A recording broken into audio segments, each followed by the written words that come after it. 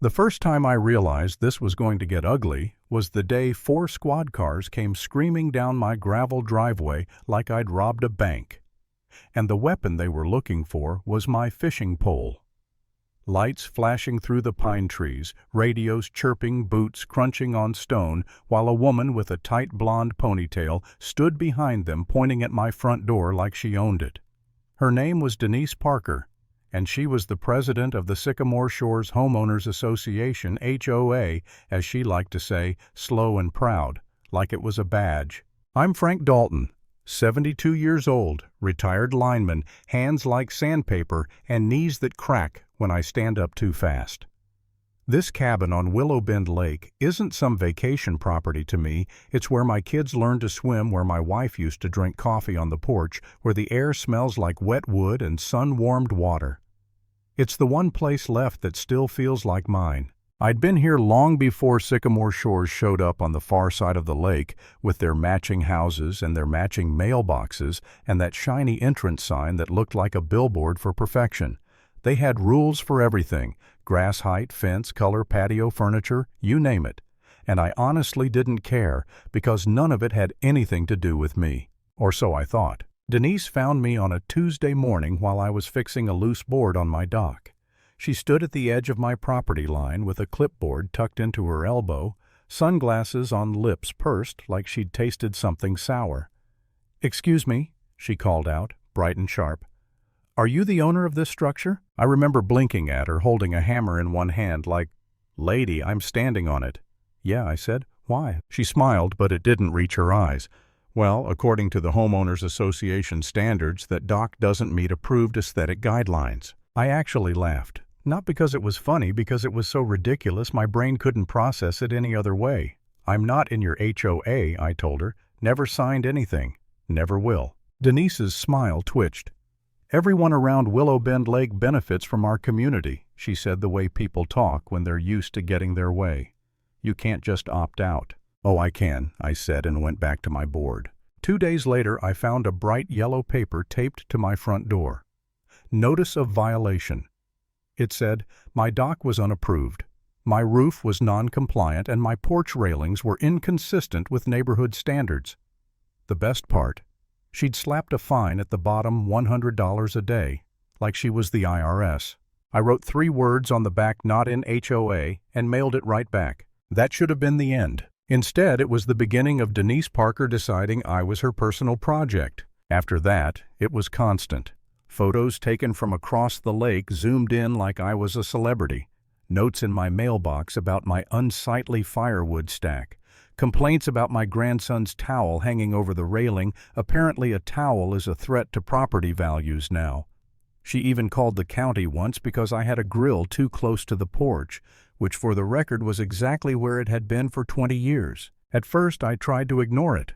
I told myself I was too old to get dragged into petty neighborhood wars. I'd worked storms, climbed poles in rain and wind, and seen real problems. This was just noise. I'd sip my coffee, watch the lake, and pretend Denise didn't exist. But she didn't stay on her side. One evening, I saw her walking the shoreline with a little measuring wheel, clicking it like she was mapping a crime scene. She stopped near the trees, stared at my dock, then stared at her paperwork, and wrote something down like she'd discovered gold. I called out, "Can I help you?" And she didn't even look up. She just said, "I'm documenting community access points." Community access points. That was the first time the word access hit me like a cold splash. Then the drone showed up. I'm not kidding, an actual drone buzzing over my roofline, hovering near my chimney, dipping low over my dock like it was hunting for evidence. My granddaughter yelled and ducked behind the screen door, scared. I stood there staring up at it, fists clenched, feeling something hot rise in my chest because it wasn't just annoying anymore, it was invasive. That night I sat alone on the porch with the lake dark and still in front of me, and for the first time, I felt tired. Not physically, something deeper, like I was being slowly pushed out of my own life by paperwork and entitlement. And I'm ashamed to admit it, but I thought about giving up. I actually whispered it into the night like it was a confession. Maybe I should just sell. I hated myself the second I said it. This cabin was my history. My wife's laugh used to echo off these walls. My kids carved their initials into the old oak by the water, and here I was letting one woman with a clipboard make me question whether I belonged here. I sat there thinking, maybe I'm the problem. Maybe I'm the stubborn old man refusing to cooperate. Maybe I should just let them have it. Then I heard tires on gravel. The next afternoon I was inside making burgers. My grandson was chasing the dog around the living room. My granddaughter was giggling with ketchup on her chin when I saw blue and red lights flicker through the trees. At first I thought there'd been an accident nearby. Then the pounding started. Sheriff's office step outside. My heart dropped straight into my boots. I opened the door slowly, hands visible, and there they were. 4 officers, serious faces, one hand resting near a holster. Behind them, Denise Parker holding a leather binder like it was sacred, watching me with a little smirk. The deputy in front said, "Sir, we got a call about an armed individual threatening residents and trespassing on community Shoreline." For a second, I couldn't even breathe. Armed, threatening residents. I'm a 72-year-old man in an apron that says, "Kiss the cook." I looked past him at Denise. "Are you out of your mind?" I said, voice shaking, half anger, half disbelief. Denise lifted her chin. "You've been refusing lawful orders from the HOA," she said loud enough for everyone to hear. "You've been harassing our residents. We have reason to believe you're armed." My grandson peeked from behind the doorframe. My granddaughter clutched my pant leg. I swallowed hard and forced my hands to stay steady. "Officer," I said, "the only thing I'm holding is a spatula." The deputy's eyes flicked down. Denise pointed toward the corner of the porch where my fishing gear leaned against the wall. "There. That's the weapon." I stared at her. Then I actually laughed, but it came out rough. "That's a fishing pole," I said. "You called 911 over a fishing pole." The officers exchanged a look. One of them looked embarrassed already. But Denise barreled forward like she had momentum and couldn't stop.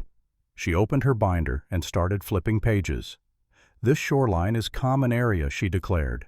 "The homeowners association has rights. He's trespassing. Remove him." Something snapped inside me then, not in a violent way, in a wake-up way. I stepped back inside, still in full view, and grabbed a worn envelope from a kitchen drawer. It was thick, stuffed with copies of deeds and plats and old county papers I'd kept for years because my late wife used to say, "Never throw away land documents, Frank. People get weird about land." I walked back out and handed it to the deputy.